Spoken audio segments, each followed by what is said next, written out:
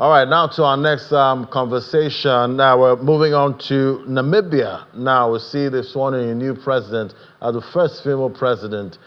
She was sworn in on Friday to lead the country, and they're facing high rates of unemployment, inequality, and poverty at this time. But joining us now to unpack what's happening and what to expect for the economy, we have Salomo Hayes, MD, High Economic Intelligence, joining me from Namibia. Great to have you on the show. Hi, Landy. Good morning and good afternoon, and thank you for having me. Fine, and definitely congratulations. They're having your first female president. Big congrats. And I'm wondering, at this point, what is she walking into, at this point, talking about the Namibian economy? I know inflation, not bad, about 3% so far. Yeah, so I think that obviously one of the things that the incoming president has done is obviously to cut the cabinet from 21 ministers to 14, right? That means that's also led to a decline in the deputy ministers. So currently, out of the 21 deputy ministers that we had, we currently only have 7. So what has happened is that there's a move to really sort of manage the executive, but at the same time bring about some level of collaboration or coordination between the different ministries. So in terms of the Namibian economy generally and where we are coming from, we don't really have a growth problem. I think over the years we have grown quite well. And the biggest concern for the Namibian economy has essentially been around that the economy is not inclusive. You have too many you've got too few economic actors, and subsequently you've got a majority that did not participate.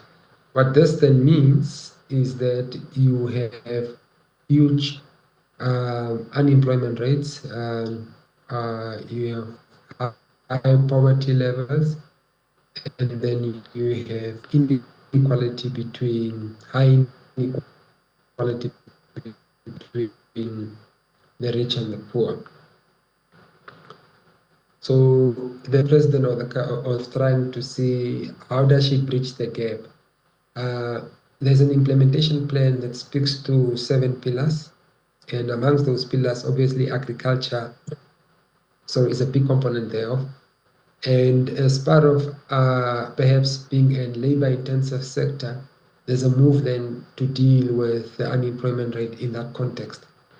Now, there's been huge public investment historically in agriculture, and there has not really been a return on those investments. So perhaps this being an area of focus for the new administration, there would then be a demand, or rather building on from the public investment that flowed towards the agri sector previously. Okay. Right, and sorry to cut you there. Looking at the Namibian dollar at this point, did we see an appreciation of any kind on the back of her, presidency, emerging as president, and how's the currency been so far? Well, so the Namibian currency is essentially linked to the rand, right? To the extent that we are pegged 1-to-1 to the South African rand. There has been no movement in respect of the announcement of the new president, and there's also been no movement in respect of a market sentiment response in relation to a currency appreciation or depreciation as a consequence of the new administration that has come in. So it's very much stable in that respect. I think if the question is how has the market received the new administration, I think a lot of the detail is still coming.